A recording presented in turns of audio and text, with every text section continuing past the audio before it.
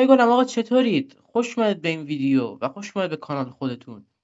آقا یکی از بچه‌های گلمون پیام فرستاده بود که ویدیو بلند میذاری یا نمیذاری. گفتم چرا که نمیذارم، چشم حتما میذارم. داداش ول کن تو رو خدا ازت، باز تازه همین الان شروع کردم ویدیو. آره، ویدیو بلند اومدیم بگیریم. گیم پلی اولین گیم پلی بروکن. اومدیم بهش ریاکت بدیم. امیدوارم خیلی خوش بگذره. فکر کنم خفن باشه. بریم سراغ ویدیو. لایک کامنت فراموش نشه. اوکی، این دیل فقط قدیمی ها میشناسن. منم میشناسم، قدیمی نیستم. فکر کنم ست داشت این اسنایپر. یه دونه ست نایف داشت، یه دونه نایف بود، یه دونه M4 بود با این دیله. حالا بقیه‌شو دیگه نمیدونم. واسه فکر کنم آره دیگه گوست بود فکر کنم. نه دیل ست نبود. وای پشمام، دیل ست نبود. دیل واسه یه چیز دیگه بود. یه ست دیگه بود فکر کنم M4 و نایف بود. اونا چیز گوست داشت، اسکین گوست داشت. اونا خیلی قدیمیه. این دیل نمیدونم با چی ست بود ولی میدونم قدیمیه، یعنی ست خفنی، مثلا اکانت های قدیمی دارنش. اوکی، تا همین الان یه نفر زده. موومنتش هم خوب بابا، نسبت به اولین ویدیوش موومنتش عالیه. خودم نوبم.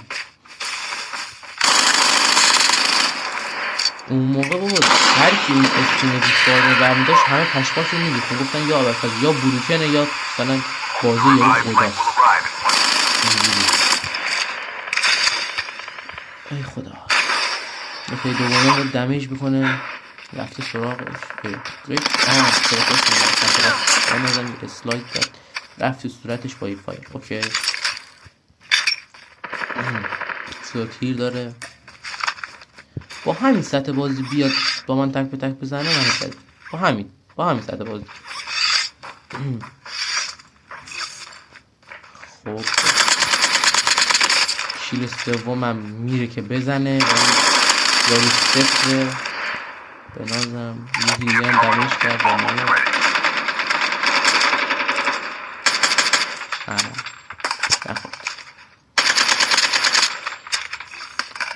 تیر تنگ شد. اون موقع خشاب اعتجالت مگه 11 تا بود. الان خشاب تیر نداره. آره تیر نداره. تعجب کردم تو خدای مگه اعتجالت خشابش بیشتر نبود. اسکینای اپیک خفن داره. اعتجالتش اسکینش خفن بود. به نظرم وقتی دهنواری خیلی سرطیر داره.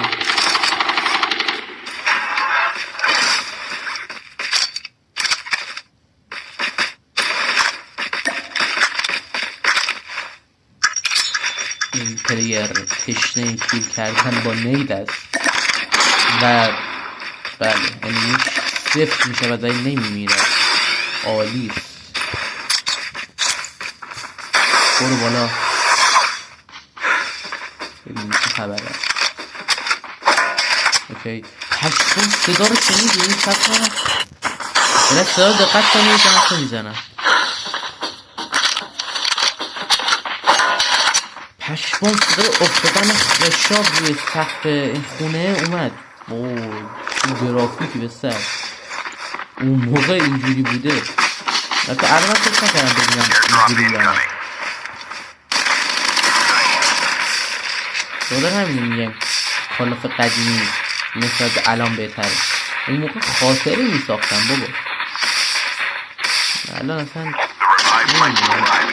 بعضی ها میگن قدیمی بهتره، بعضی ها میگن من خودم به شخصه میگم با قدیمی بهتر بود ولی جدید هم بد نیست، خوبه. جدید کالاف جدید آپدیت میسازه خوبه، فقط چند تا باگ و اینجور چیزاست. اوکی تمام شد این ویدیو. لایک کامنت فراموش نشه. خیلی عشقید. ویدیوی خفنی بود، خوشمان آمد. تا ویدیوهای بلند و ریاکت های دیگر بدرود.